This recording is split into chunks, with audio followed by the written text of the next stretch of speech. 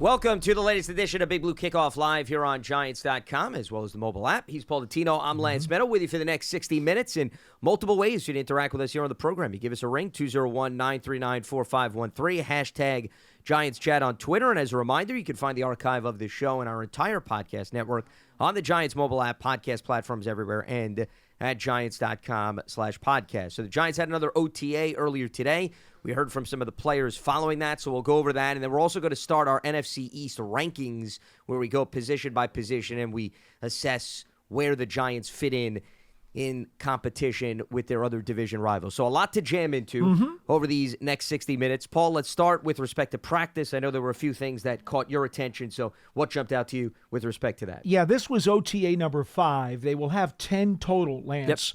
Yep. This was easily the best off-season team activity practice that the Giants have had since it started over a week ago. A lot of plays were made on both sides of the ball. Gorgeous day out here, about 80 degrees and sunny, certainly helps. On defense, Jackson, Adoree Jackson, the rookie Tay Banks made some nice pass deflections. Gilbert had the only interception of the day in 7-on-7s when he picked off DeVito over the middle. And I believe it's only the second interception we've seen during the 5 OTAs. When they're doing 7-on-7 team drills. They don't do any contact, folks. Let me stress that one more time. There was no contact, so these are kind of like walk-through, jog-through kind of things. And none of the defensive players, like the defensive backs, they can't jam the receivers at the line. Yeah. So understand that when a guy makes a pass deflection, that means he was using shadow coverage and knocked the ball down with no contact. That's actually good. You want guys to be able to practice defending a pass without having contact, because obviously if there's going to be contact in the regular season, there's a chance you're going to draw a penalty. So, to some degree, this can be very helpful for a defensive back. Really good plays on offense. The Giants did a lot of long throws today in their passing drills. I saw Hodgins with a touchdown catch. Jeff Smith had a long grab from was it Jones? Taylor? Let me see what I scribbled down. Yeah, it was Taylor, Tyrod Taylor. Pimpleton had a couple of good grabs. Sills had a long one from Jones. Pimpleton had one from Jones. Waller had a long catch from Jones. Giants were airing it out today, and I was impressed with. And by the way, again, I know these are lighthearted drills. The quarterbacks have been throwing the ball really well all month. They really have. Taylor and Jones have really been very sharp. Oh, it's year 2 in the offense as well. No question. Also, Paris Campbell, had a number of catches today, looking really, really smooth. Cager had a very productive day once again in the passing game. And Colin Johnson had another very productive day in the passing game. So those are the highlighted players. Again, I just thought it was easily the most exciting, most fun, most playmaking OTA that I've seen so far this spring. With respect to no contact, it's interesting because we heard from Evan Neal. He was one of the players that spoke, and he's working on his stance. He's been working with former NFL offensive lineman Willie Anderson, and he was asked about, how do you maximize this new stance that you're toying with when there's no contact? And he said, listen, you're only going to get so much out of it at this point because you're going up against air. I mean, even he was realistic in terms of the lack of contact during this time period. He said the two things that he worked on with Willie Anderson, the former Pro Bowl offensive tackle, you guys will remember him with the Bengals and the Ravens. He had Anderson come up here for several days, and they did some drills. Bobby Johnson is in cohesion with this. He had to work on his pass sets and his balance. Okay, obviously other things too, but those were the two primary things he was working on with Willie.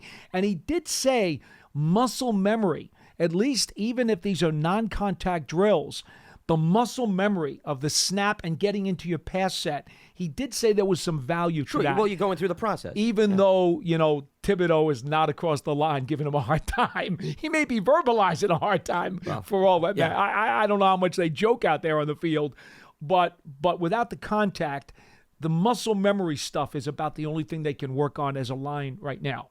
Well, and especially if you are making tweaks to your stance, I mean, the true test will come when obviously there's contact, because then I think you want to know, are you getting out of it quick enough? Are you reacting fast enough? So that really takes it to the next level. But to your point, there are a lot of players, and this is important to understand, that have individual coaches unrelated to their respective team that they work with during the course of the offseason.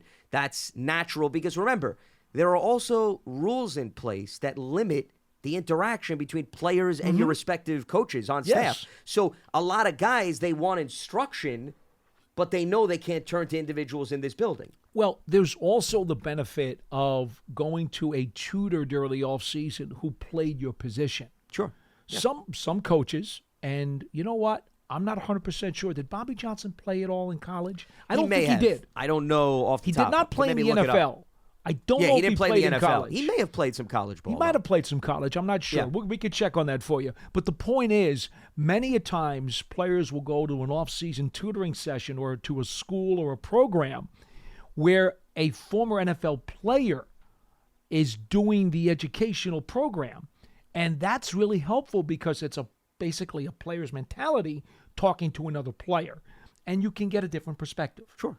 So he played for Miami of Ohio. As a college player. As a college player. Right. Correct. Never played in the NFL. Yeah. But, I mean, listen, there's a lot of good coaches in the NFL. Oh, no question. I'm not saying that to disrespect No, I'm not saying you were him. saying that. To me, that's not necessarily an indication that you have to have that on your resume. Not at all. Is what not I'm saying. at all. Yeah. But that's why a lot of these look, we talked about Boone, the offensive line from the Vikings, who has now opened up a school, and we know that John Michael Schmitz went to see him. And you know, any edge you can get. Look, this is a very competitive league and a very competitive game. Any edge you can get, you've got to get. Well, quarterbacks do the same thing. They have quarterback gurus that they speak with. Sometimes it's former NFL quarterbacks. Sometimes it's journeymen. Sometimes it's guys that had success on the collegiate level. Whoever you can work with to fine-tune your skill set and stay sharp. I don't think there's any negative because I've had conversations with a lot of these coaches who are not associated with teams, and I always am curious because I say, you know, how do you fine-tune the skill set of a player without feeling like you're getting in the way of what the positional coach is telling the guy? That's why it's very important for the team to have communication with the guy you're going to see. Yep. And we heard that Boone and Bobby Johnson were on the same page. Well, and Searles too, who is his agent, who's a former offensive lineman. And we've also and I've also talked to Evan Neal about this prior to today. Willie Anderson was in communication. So as long as you've got that cooperation, it can be a very big positive. Now, it does happen sometimes. You try to avoid it, where the guy will go to an off-season tutor, and maybe he hasn't, for whatever reason, been on the same page as the guy's position coach with the franchise that he's playing for. Sure. That can sometimes lead to a little bit of disjointedness. Yeah, and that's why, as you mentioned, what happens more often than not is the guru or the outside of the building positional coach may have a conversation with the actual position coach in the building and say, hey, what do you want player X to work on this offseason? That's so the I idea.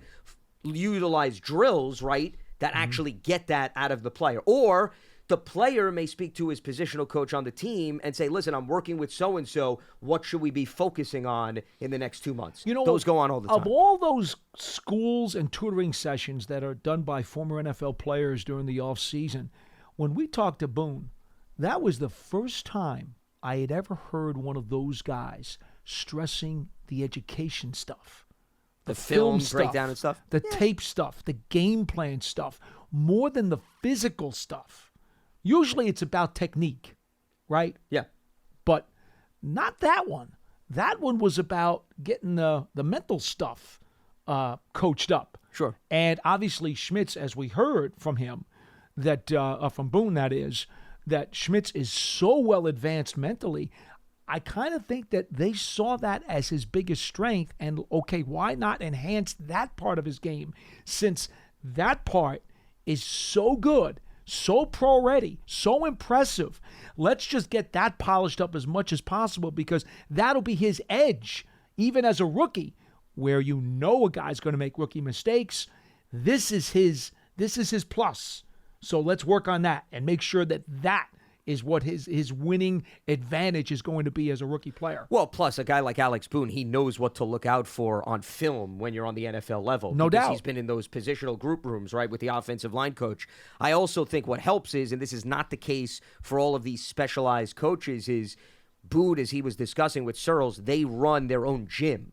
So, Paul, they have a facility where they can actually sit down and watch film. Some guys, they'll go to the local park to work out with a player. I'm not saying that's not effective, but they don't necessarily have, a suite or a gym that they can go to. So I think that's the other advantage why perhaps Boone's setup is a little bit more unique than some other coaches that we've seen. As far as some of the other things that jumped out in terms of the conversations we had with players, we heard from Adoree Jackson, we heard from Darius Slayton, we heard from Kayvon Thibodeau. Slayton was asked a lot about a number of guys returning. And I thought it was interesting when he talked about the fact that the team had success last season. He thinks that was extremely influential in why the front office wanted to keep this core together, because I think Darius jokingly said, you can have a bunch of guys on the team who you think are winners, but you don't know. But when it all comes together, it gives a much better vision to the front office. And I thought that was an interesting observation on his part. Clearly subscribing to the philosophy that I have always hammered home, and that is it's very, very important for a team as it's growing to be able to taste the playoffs. I can't tell you how many people that I've talked to over the years, and John's one of them. He and I disagree on this all the time. I tell him, make the playoffs. I get the fact that even if you get knocked out in the first round, now the Giants did not. They went to the second round. They won a game, which really made it sweet and valuable. But I don't care. Remember a few years ago when Joe Judge's team was under 500 and it came down to the final weekend and Philadelphia, tanked that game against Washington? The bottom line is, okay, if you make the playoffs, you're giving additional experiences to all of your players, some of which have never been there before during their careers, others who are so young that first taste of the playoffs is like opening a window to them to a whole new world. There is so much to be gained, and it has nothing to do with carryover, because I know you will always say to me, there's no carryover. Sure. It's not about carryover. It's about the education. From an individual standpoint. You gain an education when you play in a playoff game.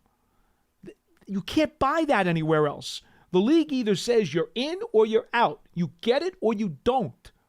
That's why it's important. Yeah, and I think we've seen that, once again, more so from an individual standpoint. Exposing a quarterback, for example, to a playoff atmosphere. I don't think that hurts. Daniel Jones absolutely gained from that last year. And a wide receiver, a running back who may have not tasted that before. I mean, case in point, if we stay within the division, Jalen Hurts, remember, was in a playoff game the previous year against Tampa Bay. They didn't win that game, but I'm sure if you go back, that helped him now that they're coming off a much deeper postseason run. So it's no different for any other QB. I think the important thing to remember is it won't necessarily always help you. An education is an experience.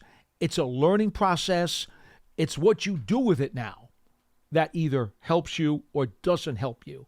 Hopefully, for all the Giants who experienced that playoff run last year, they will use that as a motivation, as a learning tool, as additional experiences, understanding, hey, this is what you've got to be able to do to get to that level. We've seen it. We've done it. We now know what it is. You don't have to tell us anymore. We know. We lived it. And how far we've got to go to get to the next level. That's what it's all about. It's education.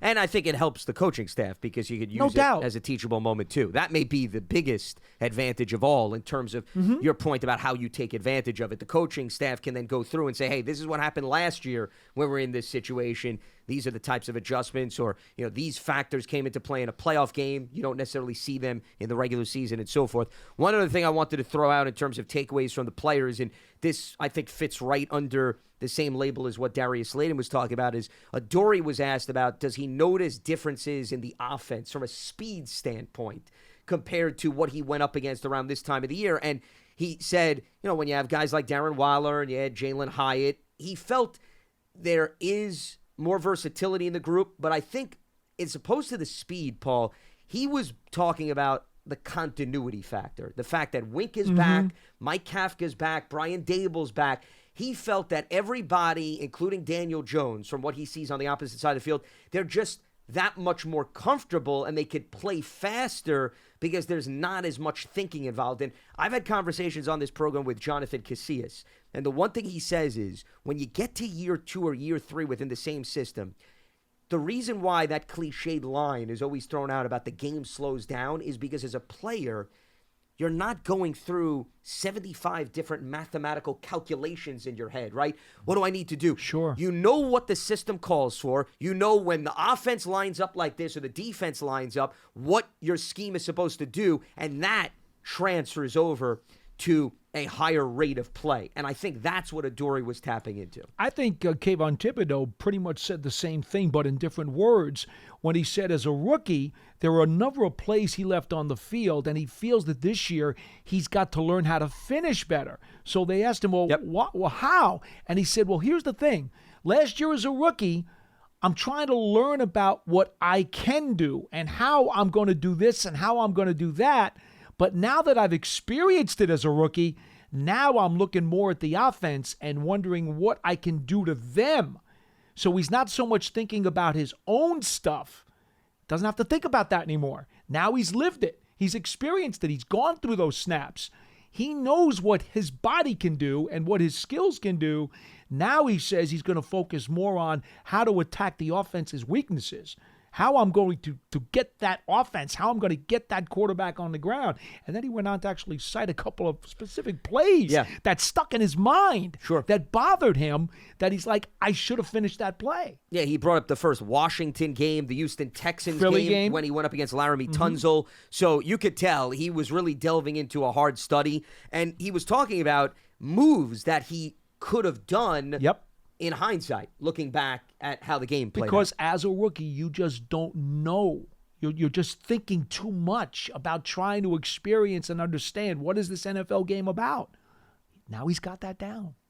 Absolutely. 201-939-4513 is the telephone number. A few reminders before we open up the phone lines, and then obviously we're going to break down the NFC East by position in a little bit. Make sure you subscribe to the Giants Huddle podcast. You can check that out on your favorite podcast platform as well as Giants.com/podcast. As far as single tickets are concerned, the 2023 NFL schedule is officially out. Single game tickets are on sale now. Don't miss the Giants at MetLife Stadium this season. You can visit Giants.com/tickets to secure your seat. Speaking of tickets ahead for the upcoming season, you can also take your fandom to the next level with a season ticket membership. Then you don't have to worry about single tickets. Stay connected to the club all year round. Not just on game days, memberships are now available for the 2023 season. To learn more about all these exclusive member benefits, you can visit Giants.com/tickets. Limited inventory is available. And the Giants' official connected TV streaming app, Giants TV, it brings you original video content and game highlights on demand and direct to Big Blue fans. Giants TV, it's free. It's on Apple TV, Roku, Amazon Fire TV, as well as the Giants mobile app. All right, let's open up the phone lines for a little bit before we break down the NFC East. Tom is in Stratford. He joins us here on BBKL. What's happening, Tom? What do you got for us? Hi, Lance. Hi, Paul. How you guys doing today? Doing all right. What's on your mind? I seem to have created a lot of talk back about my call yesterday regarding the IR and the salaries being put back in. So let's see if I can start another controversial discussion today. Well, I wouldn't label it as controversial. I just thought it was an interesting conversation. But and you know, by the way, while you're on this phone call, I'm going to just digress for just a second. I confirmed the NFL rule about that emergency third quarterback, by the way. He has to be on your active 53. Yeah, he has to be on the field in uniform. Yeah, you're not going to go back and get him dressed. Sure. He's not a practice squad guy. Yep. So here's the thing. As was explained to me today, most teams won't even use it because they're not going to put a third quarterback on their 53. Yeah, because you have to upgrade one of your practice squad guys potentially as one of those spots. So you have to sacrifice elsewhere. So the way it was explained to me is most teams probably will not even bother using that new rule. It will not even come into play until you get to the postseason. Now, when you get to the playoffs, teams will probably think it's important enough to have that extra quarterback on the 53, and maybe have him on the active 50 active roster, I should say. Well, Tom, before we let you continue, Paul, just so you know that, because that was something we talked about yesterday too in terms of the rules. So they fixed it, but they kind of haven't really made a lot of impact on it because, again, from what I understand, talking to NFL people in the last 24 hours, most teams will not use it. Well, because once again, I think it goes back to outside of the Niners situation last year and the Denver situation during COVID, not a lot of examples that you could point to where a team had to go that deep into its quarterback depth chart. So, anyway, go ahead. Yeah. Okay, so I'm calling today to talk about the offensive line because I just went through their roster, and they have 15 people on their roster right now. Yep. How many do they keep on the active roster, and how many will they keep on the practice squad? You could see about usually nine it's 9 guys on usually the active it's roster. 9. Yeah. And then, maybe they'll keep 2-3 guys depending on what they think is need with respect to the practice squad. Yeah, you'll probably see 3, maybe 4, maybe. And how many are active? I didn't catch about that. 9. About 9 guys. 9. 9? Yeah. Okay. 9. Because I'm looking at it, and if you assume, and it's a fair assumption to make, right? Evan Neal and Andrew Thomas are our tackles, and we got John Michael Smith at the center. And let's assume for a moment that Josh is going to win the left guard position, and Golinski's at right guard. So that's 1, 2, 3. That's 5 people right there. Well, I would hope so. Starting 5. I would hope you'd have 5 guys on the offense. You plan on playing with 4? I'm thinking Matt Pert.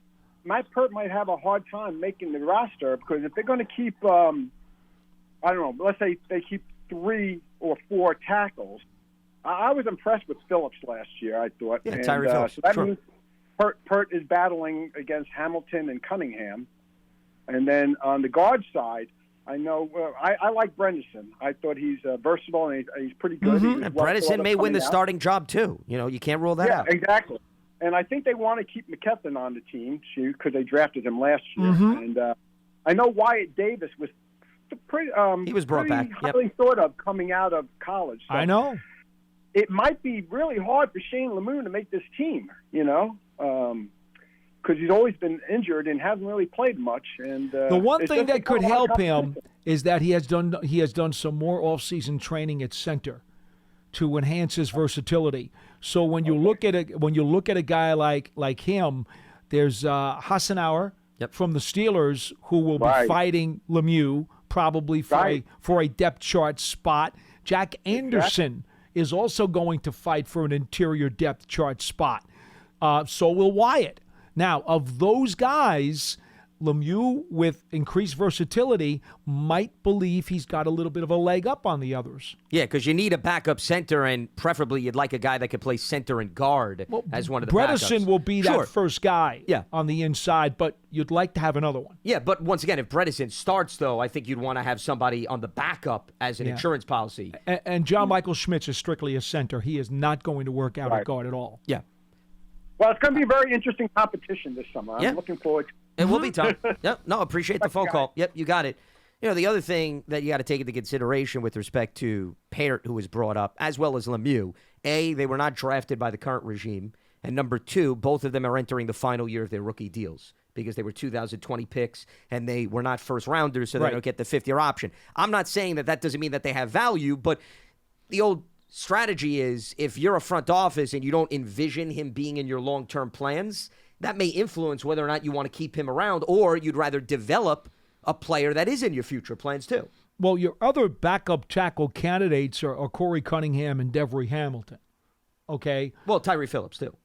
Well, Phillips, I'm putting Phillips and Parrott in one class. Oh, okay. And so we're going to the Hamilton, third level. Hamilton I wasn't sure and where you're Cunningham going with that. Gotcha. in another class. Yep. So really you have a total of 4 backup swing tackles, if you will. Yep.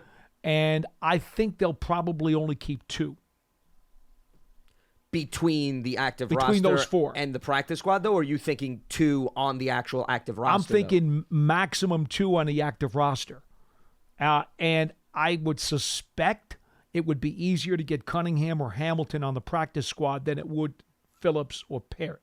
Yeah, that's fair. That could be part of the equation also. The other thing to take into consideration also is McKeithen, who was brought up, and, he was unfortunately somebody that missed all of last season. And he has some versatility. Guard, they prefer tackle. him much more. No, I know he's a guard. guard. But what I'm saying is that if you're coming down to the 9th offensive lineman and you don't want to keep a guy that's strictly a tackle, but McKeithen, even though you look at him as a guard, you can kick him outside, that may be a difference too.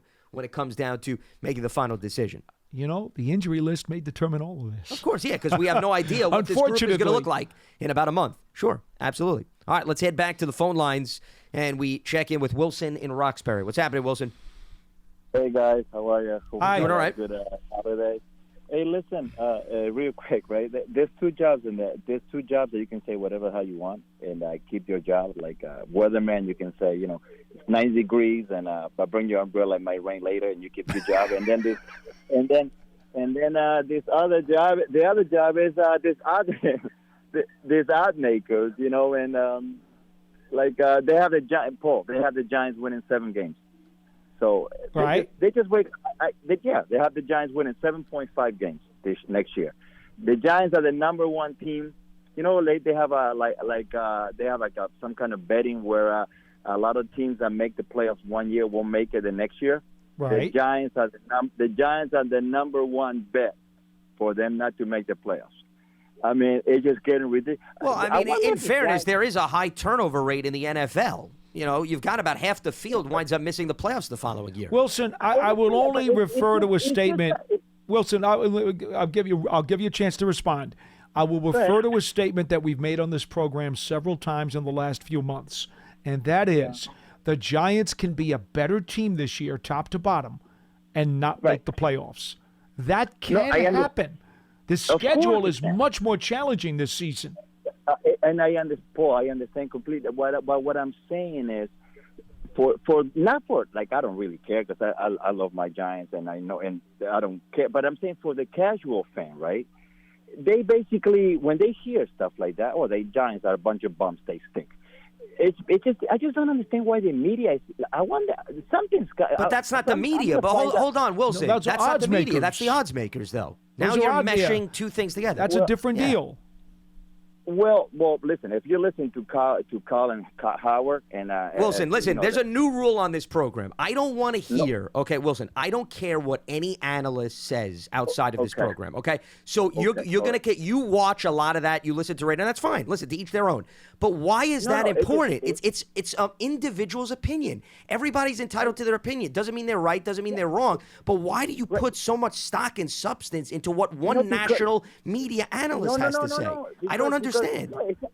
Because it's not just it's a lot of the other medias too. Like for some reason, I just want to. One day I'm going to find out why the Giants get so disrespected, and it's not. But it's not just the Giants. I'm telling you, you're going to get other teams that probably are being projected to miss the playoffs. Do you know how many teams that were new made the playoffs last season? Give me the number.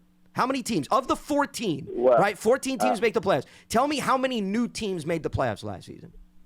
How many do you think? It was the Giants, Minnesota. Which ones? That was pretty much it. So 2 new teams made the playoffs in your mind in 2022. Oh boy, that's what is that the final answer? No, I'm just asking. But Lance, don't put all this pressure on me. Well, hey, listen, if you call up this show, we expect you to bring your A game, Wilson. This is not time to backpedal. Listen, I'm going to make this short and sweet. The answer is 7. Half the field was brand new last year. Wilson, here's the good news. No, and I mean this, and just take this. I'm not making you nervous. That's the facts. Wilson, take this to either the bank or to Las Vegas. If you're so sure that the odds makers are disrespecting the Giants, then you're in position, if you want to make a whole lot of money. Okay? So why don't you just keep that between you and your bank account? And don't worry about talking about the other people's prognostications here. Yes. No, Lance got me nervous. He got me out of my game. I want to ask you guys something real quick. Okay. I'm going to give you 3 teams. And which of those 3 teams you think will surprise you the most if they don't make the playoffs? Okay. Buffalo, Baltimore, or San Francisco? I know which. I got Buffalo. Which ones would you guys? Biggest surprise not to make the playoffs. Yes. I would go Buffalo. Yeah, I think Buffalo is probably the safe bet. I mean, I'm a little concerned about their defense based on last year, but, I mean, given the talent they have on offense, you would think at worst a wild card, even if they don't win the AFC East. Very strong roster, very strong organization, very strong coaching staff. Sure, yeah. I think Buffalo is probably the best bet. I would have thought you would have said San Francisco because of their quarterback situation. But so wait, no. If hold on a minute, wait, Wilson. If you would pick San Francisco based on the quarterback situation, how is that surprising? Right. We don't even know who's going to start at this point. Exactly. Oh, you're right. Okay, that's All right, Wilson, that's strike two. I'm letting you go on that note. Thank you, Wilson. He's telling me I'm getting out of his game. This is the material he's giving us today. I was like, it's obviously not the Niners. But right? Am I hearing things, Pearson? Did he not say that? He goes, I'm surprised you didn't say the Niners. The Niners, we don't even know who's going to start. When I listened to him, I'm like, okay, so it's Baltimore or Buffalo. San Francisco, I don't know where he came up with that one. How could San Francisco be surprising? Nobody knows who the quarterback's going to be. And Baltimore, right. even though Lamar's back, they're in a tough division.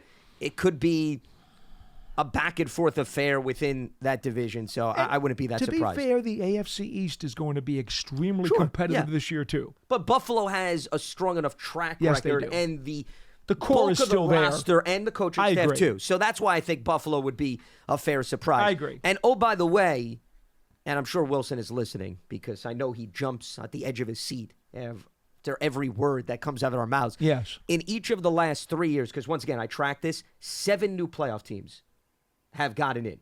Each of the last 3, Paul. This wasn't just on an island last year. 2020, 2021, 2022, we've had 7 new playoff teams. So this is not, to me, any hate towards an individual franchise. I think people who follow the NFL are saying, if you're going to expect to pick the same 14 teams to make the playoffs all over again, you're clearly not paying attention to the NFL landscape. Not at all. So that's where the answer is coming from. That's what happened when they added the extra wild card. It really made the mixture even more volatile. Yeah, more volume now, more teams in the mix. All right, with that being said, let's now turn our attention to an exercise we do around this time of the year, every single offseason. But please call in if you still want to. Sure, absolutely. We'll field phone calls as well at 201-939-4513. But this is obviously going to take some time because we're going to go through a variety of different positions. I'll go very quick. Okay, well, I'm not putting you up against the clock. You can be short and sweet to the point. I won't complain, and I'm sure others won't complain as well. But we're going to do quarterback, running back, offensive line, wide receiver, tight end, defensive line, edge/defensive end, off-ball inside linebacker, cornerback, safety, special teams, and coaching.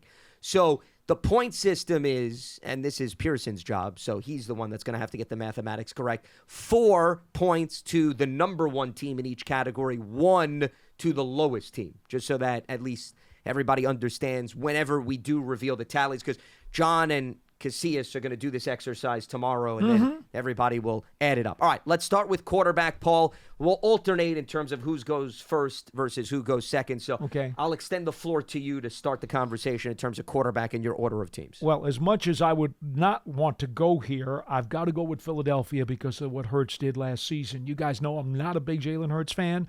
I think it probably was more lightning in a bottle. But having said that, here's the trick to this thing, too. It's also about depth.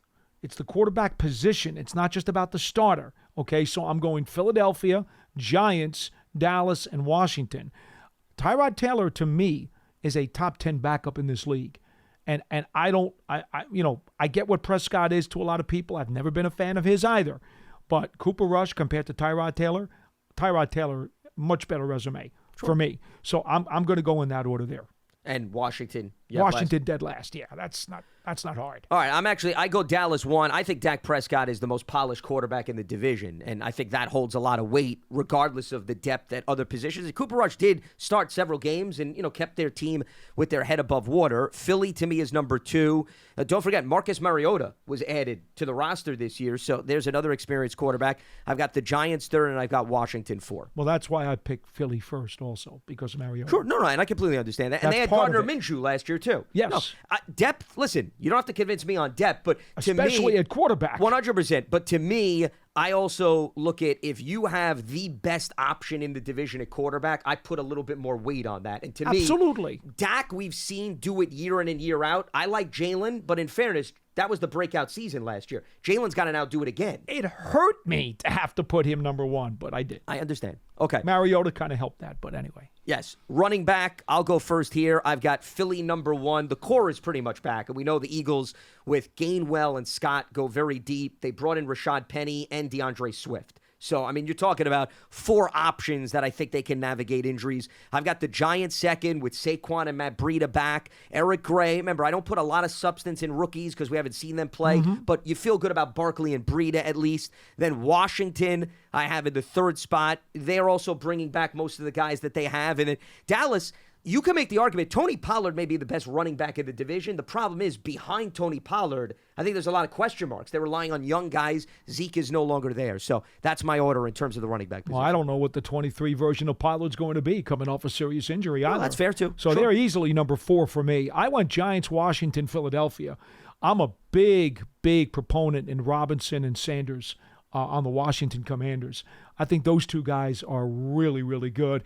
I'm going back to your philosophy about if the starter is just so much better than everybody else, and Saquon Barkley blows away this whole division in terms of superstar running backs. So that's why I'll take Giants 1 and then Washington. Philly doesn't have my Sanders anymore. Yeah, well, he went to Carolina. And to me, you're talking about a collection of guys, all good, but also a lot of injury history there too. So Philly is 3rd for me. Yeah, in the past, Philly has done a good job navigating injuries, and Boston Scott and Kenneth Gainwell have been productive for guys that are 3rd and 4th on the depth chart. So, that to me is cameos. Not something that I'm going to overlook. Sometimes you ask a guy who's been a cameo guy to be now a featured player, and they can't do it. So there are some questions there. I think the thing about Philly is they've got the best offensive line in the division. Absolutely. And I tried to put that in a bubble and say that doesn't count. We're strictly looking at running No, we're back, looking at the individual running backs. But if you look at running game, Philly's the best running game in the division. Yeah, well, and that's what we're also partially evaluating too. Anyway. I think you meant, though, with Washington, you were talking about Robinson and Gibson, right? Yes, I thought I heard you say said Sanders. That's why I just wanted to clarify. Right? Gibson, okay. Antonio Gibson. Yeah, because I was like, I don't remember a Sanders being on Washington. I have great respect for Antonio Gibson. Yeah, well, I Gibson, really do. He's a guy that, unfortunately, I think he looked at last season as his opportunity, and Brian Robinson was drafted, and heck of a story. I mean, coming back from a gunshot wound, and Robinson, to me, is going to be their heavy lifter now. His determination was incredible. Yeah. I'm going to use that word again, respect. Those 2 guys, man, they can bring it. All right, let's move to offensive line, since that's where you went. Well, we know exactly who you have number 1 on the list, so why don't you round out the group from that point? I went Philly, Dallas, Giants, and Washington in that order.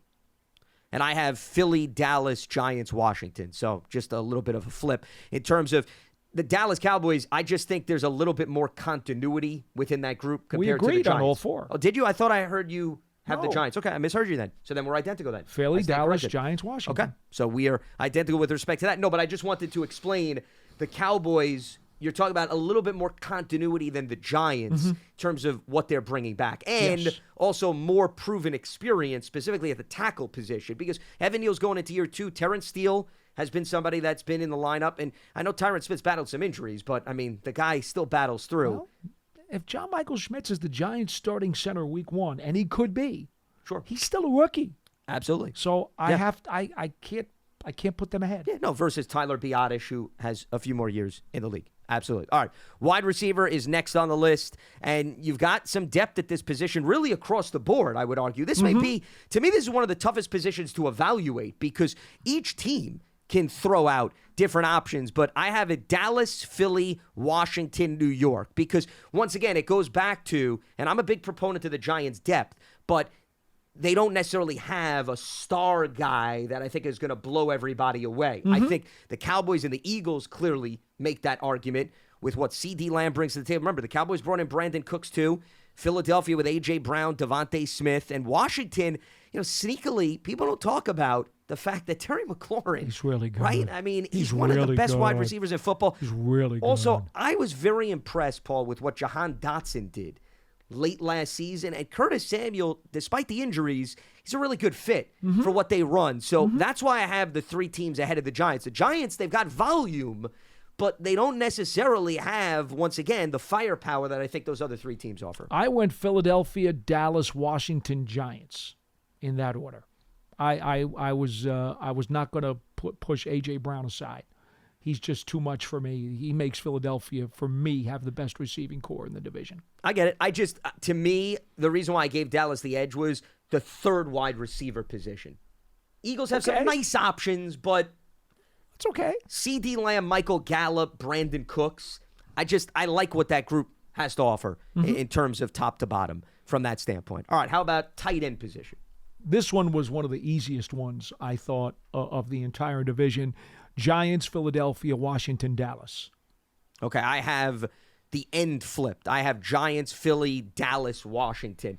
My concern about Washington is Logan Thomas and just the injuries. I like him as a player. He's productive. Can he stay on the field, though? I mean, and the last you few know, seasons, guys, how much I love Jason Ferguson. I'm a big Ferguson guy, but at this point in his career, his resume has not lived up to it. He also hasn't had as many opportunities. This year, he should get a lot of opportunities to be the guy. Sure. Well, Schultz is not in the picture anymore. He went to the Texans. My thinking there was, and I'm with you, Dallas has a lot of youth and intrigue, okay? Because you got Peyton Hendershot, remember, and Schoonmaker, who was brought in also through the draft. So together as a group, I still like what that group can offer over banking on Logan Thomas staying healthy. I guess that was my rationale. That's fair. But the Giants, you're not going to find a better 1-2 punch than Waller and Bellinger at this point. And the Eagles have Goddard, but behind that, you sort of wonder what becomes of that. So that's the easiest position. Yeah, I definitely think that there wasn't as much overthinking maybe compared to wide receiver with respect to that. All right, defensive line, and here's another position where it's Very really tough. a strength, right? Very tough. For all the teams. So now here's the important understanding. Edge defensive end is a separate category. Right. We are not taking into consideration the guys that play up front off of the edge. This is a conversation about the interior when it comes to this division. So I have Philly, Washington, the Giants, and the Cowboys. That's my order. You know, the Eagles, we're talking about you could have the two backups on the interior go out and start for several other teams. And I'm not willing to dismiss that. And I would say, although I really like what the Giants did with A'Shaun Robinson and Nacho, it's hard for me to overlook Daron Payne and Jonathan Allen. I mean, those are your two frontline guys for Washington. A lot of experience and better sack production than I think that combined trio for the Giants. We know Dexter Lawrence can get after the quarterback. The other two guys don't have necessarily the same buildup. And Dallas, to me, has the bigger questions because, you know, they don't have guys that I think consistently get after the quarterback. I think they've got good run stoppers, but not necessarily guys that are really going to collapse the pocket. I went Washington, Giants, Philadelphia, Dallas, because Fletcher Cox, to me, I think the gas tank is finally empty. And if you live off reputation, you'd have to put Philly higher. But right now, I think Dexter Lawrence is on the up. Fletcher Cox is on the way down. That's fair. And that, to me, is a very big differentiation because you're talking about a premier player in Cox and a now premier player in Dexter. And because of that, and I think the A'Shaun Robinson signing for the Giants really helps the interior of that defensive line and now gives them a competitive depth that they did not necessarily have before. I think it's razor thin. But I'll go Washington, Giants, Philly, and Dallas. And going back to your point, it's Fletcher Cox, it's Jordan Davis, it's Milton Williams. I know Jalen And I like Carter, Williams. I like Milton Williams. a very I like him a lot. guy. I'm not sure about Davis. There's a lot of questions with him right now coming into this deal. Well, he had a little bit of an injury last season, but he still got much more playing time There's than, also for example, emotional Nakobe and Dean. maturity factors, too. Well, and Jalen Carter, I understand, hasn't played a snap, but that foursome and the versatility in getting after the quarterback put them slightly ahead of the Giants. They could wind up by the end of the season being number one. They could, 100%. Easily. Sure. Okay. Well, I mean, if there's any defensive line, then I'm not going to doubt it's right. The Eagles based on the track record with respect to that group. Okay, so that's the interior. Now, edge defensive end. Right. Which is obviously taking into consideration the pass rushers. I went Philadelphia, Dallas, Giants, Washington. I have the exact same order with respect to that. I mean, Philly, come on. And by the way, that's not exactly an easy position. All four of these teams have legitimate guys who can do damage off the edge. Yeah, 100%. Okay. Well, this was not easy. This was not a slam dunk for me. No, I'm completely with you, though. Philly has the overwhelming amount of depth. You're talking about, once again, second-line guys can start for other teams. And here's the other thing. And I was looking over their roster a little bit more carefully. Derek Barnett missed all of last season. I know. People barely talk about him. He's coming back for the Eagles this year. Yes. Off the edge. Thanks for reminding me. Well, I'm just giving the facts here. Okay? No, I'm well taking aware emotions of it. out of it. I'm well aware of it. Dallas, it's the combination of DeMarcus Lawrence and Micah Parsons.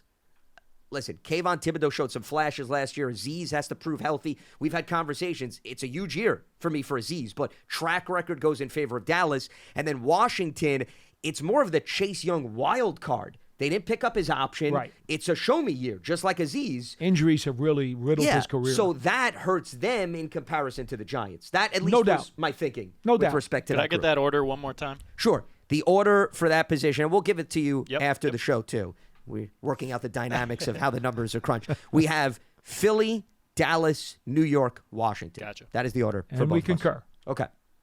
Off-ball inside linebacker. Okay, so once again, we're not taking into consideration the Micah Parsons of the world and the Kayvon Thibodeaus who are edge linebackers. We're only talking about the interior with respect to this. And this is another tough exercise because a lot of these teams, to me, have question marks, Yes. Paul, right? And how many snaps is the interior linebacker position going to play? So that's why, before I give my order, I went with who is the best interior linebacker, and that pushed the team to number one. So Leighton Vander Esch, to me, is the most proven commodity on the interior. That's why I have Dallas 1. I have the Giants 2nd because of the addition of Bobby Okereke, seasoned veteran, and I think a little bit of the intrigue of some of the young guys. But remember, Jared Davis is also a veteran. We can't, move over and push him to the side given the fact that he has plenty of experience with the Lions and the Jets. After that, I have Philadelphia. And remember, the Achilles heel of the Eagles over the last few years has always been the interior of the linebacker. And Nakobe Dean now is going to get a bigger role. And then Washington, to me, comes in the 4th spot. Yeah, this is a big problem for me because at one point the Cowboys, there were rumors that he was going to be a salary cap cut. But they wound up obviously. They wound up keeping him. Yeah. I'll stick with it because of the proven track record. Van Der Esch has certainly put it up. Okereke's coming into a new system. I know he says he's going to blitz more under Wink Martindale. So in addition to having 280-something tackles over the last 2 years, he could wind up having, who knows, maybe he has a Pro Bowl season. But I don't know that yet. This is May and June. Sure. This is not September and October. But he's a proven tackler, at least. He is. He give him is. that. So I'll go with Dallas, the Giants, Philadelphia, and Washington. Okay. Cornerback. We move now to the defensive backfield, and here's a division where you have also, similar to linebacker, you've got some teams with the proven commodities, and then you have a team like the Giants where there's volume, but you're just not exactly sure how all of these pieces are going to fall into place. So with respect to cornerback, I will, since we're alternating, I'm going to give you the floor to go first here with this position, unless you need a minute or two to gather your thoughts. Okay. No, I don't know. I saw you taking notes, so I didn't want to fluster you. No. Some of my notes are rather scroll, and I know Pearson needs to read this at the end of the day. Your chicken scratch is what yes. you're claiming? Okay. I went Philadelphia. Dallas making the deal for Gilmore was a close second for me. No, absolutely. Giants were 3rd, Washington 4th. Identical. We are singing the same tune with respect to that. You got clearly Slay and Bradbury, and Avonte Maddox is no slouch as your third corner for the Eagles. Dallas, Gilmore, I'm with you. That was another one of those overlooked moves because it wasn't a big flashy type of move in comparison. He's a little older, but... Sure. But here's the other thing that I think gives the Cowboys the edge. And I didn't mean to cut you off there. Trayvon Diggs, and remember, Jordan Lewis got hurt last season. And Lewis, they're getting back too. So there's another guy that adds some experience. And, the Giants, it's Adoree Jackson to me that gives the Giants the edge over Washington because you have the cornerstone. Outside of Adoree, question marks, Washington has Kendall Fuller, but I think Adoree's track record a little bit more stronger than what Fuller brings to the concur. table. Yeah, so that was at least my thinking there. All right, safety. Safety has had some changes really across the board for all of these teams, but the Cowboys, I would argue, have, I would say, more continuity than anybody else, and that's why I went number 1 with them. Donovan Wilson has been a veteran in their system. So is Malik Hooker. So I gave Dallas the slight edge over the Giants because I like McKinney, Paul, but you could argue outside of McKinney, we don't know who's going to be the other primary guy. We don't know whether Wink's going to utilize 3 starters at the safety position. Belton showed some flashes. Pinnock coming over from the Jets, but I think Hooker and Wilson are more proven commodities. Then I go Philadelphia. Remember, Philadelphia had some changes. Reed Blankenship, I thought, did a nice job last season. Terrell Edmonds, we'll see what he brings to the table this season. And Washington has much like the interior linebacker position, I think safety has also been a bit of Achilles heel for them over the last few years. So it's Dallas, Giants, Philly, Washington for me at safety. Yeah, I went Giants, Dallas, Philly, and Washington because I think this is the year McKinney gets his Pro Bowl nod. And I think if he plays as spectacularly as the Giants coaching staff thinks he can and does get that Pro Bowl vote, it's going to be hard for me not to see them as the number one safety in the division. I do think that Belton is a guy they have a lot of hopes for. Yep. I think Pinnock is an adequate player, so it's not like they got nothing there. I think those guys can be okay.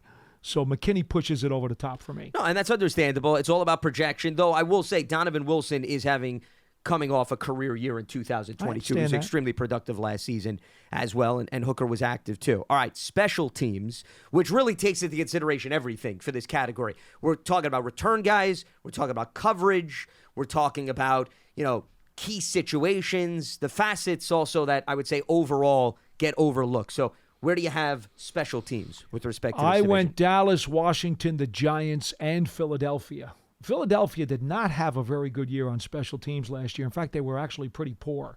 And that is something that is very rare coming out of that stadium.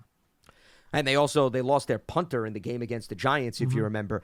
I am taking into consideration some of the guys coming back, and I think Philly, you have some intriguing options in the return game. So I went the Eagles number one. And, you take into consideration Aaron Sipas and Jake Elliott. Those are two guys that have been at least with the organization. I went Dallas number two.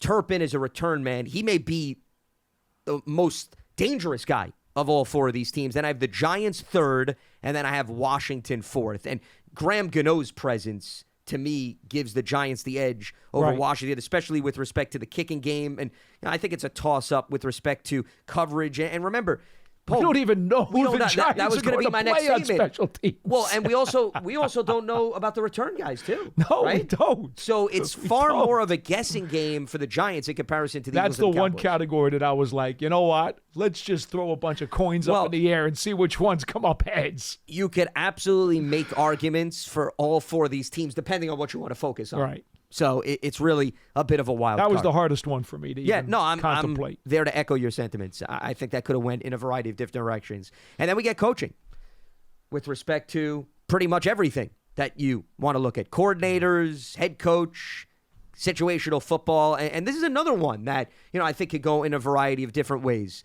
So I don't know if you want to start this to finish things off. I have great respect for this Giants coaching staff. They're number one for me. I have great respect for Ron Rivera. He's number two for me. I went Philadelphia third because I've never been a Mike McCarthy fan. I see a guy who consistently comes up short when it's crunch time in the biggest games. Very unimpressed with the Dallas coaching staff, so that was easy. They're fourth. I simply went with Philly because they don't know who their coordinators are. I mean, they know who they are, but they haven't seen them in those jobs. So I put them third behind the Giants and Washington. Yeah, I have Philly third because of the fact that they are going to have two new coordinators. Now, there's some continuity. On offense, they promoted. There is. Sean Desaido's brand new, so there's not continuity there. It's a different job, though. 100%. No, so that pushed them back a little bit. I understand you're not fond of Mike McCarthy, but I take into consideration track record. And Dan Quinn, the job he's done on defense, as well as Fossil on special teams. Those two guys help round out a very strong coaching staff. So I have Dallas, then I have the Giants number two. What this staff did with that roster last season, the development of the players, okay? I don't know if you can find another coaching staff that did as much heavy lifting in terms of pulling out all they did with the rosters. That's why the Giants, to me, are number two. Philly, I explained the coordinators, and I have Washington as fourth. Yes, I respect Ron Rivera, but they've got a new voice on offense with Eric Bieniemy. We just haven't seen him yet. There's going to be an opportunity for Bieniemy to show his true colors, and I'm rooting for him, because I think it's a great opportunity for him.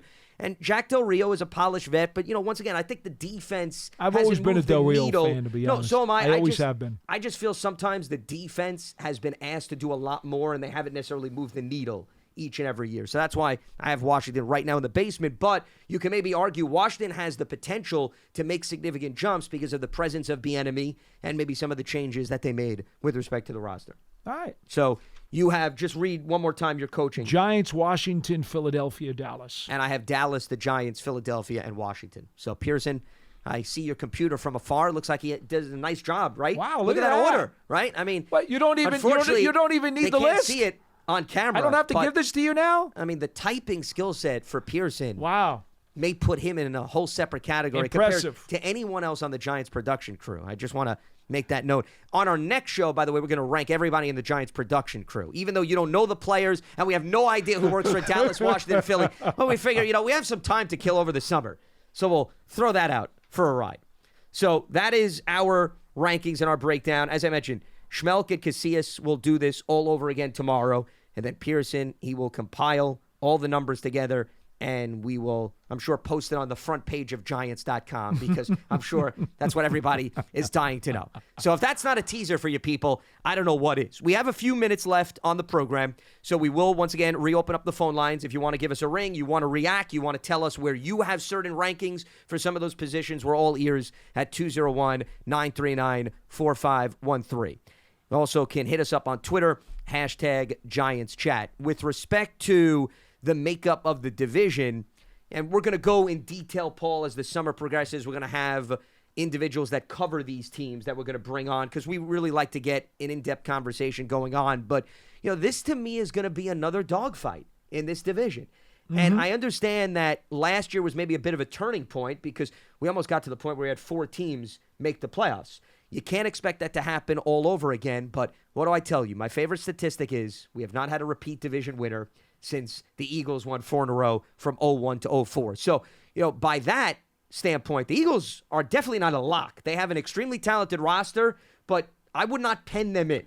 There could be movement within this division from that fact alone, but can the Giants improve their record in divisional play? To me, that's going to make or break how big of a leap and how big of a jump I think this team can make within the conversation, at least with respect to the NFC East.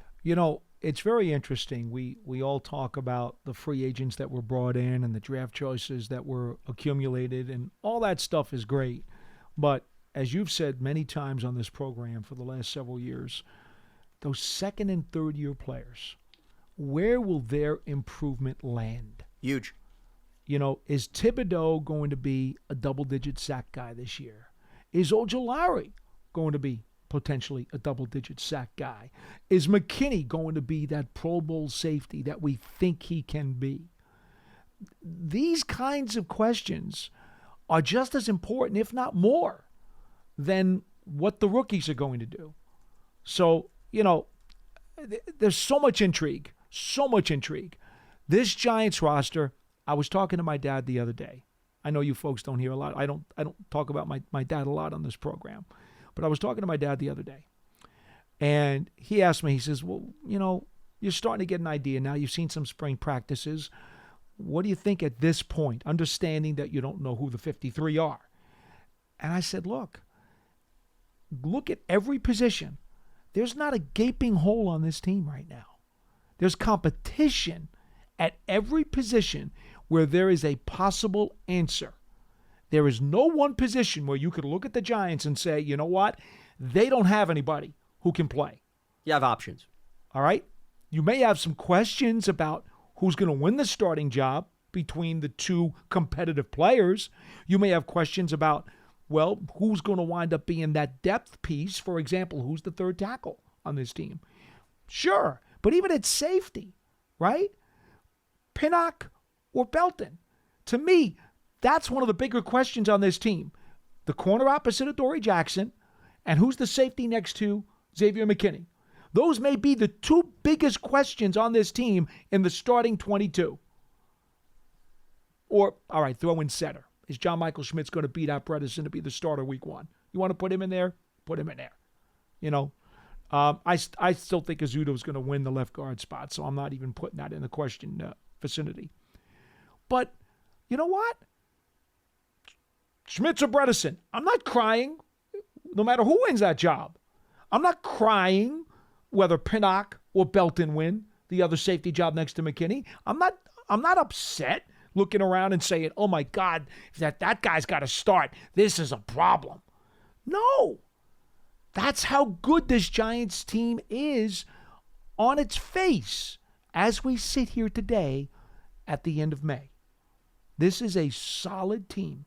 It really is, without any gaping holes. Where does that land them in the standings? I don't know. Well, I'm a big proponent of what you were talking about, that draft classes need to continue to move forward.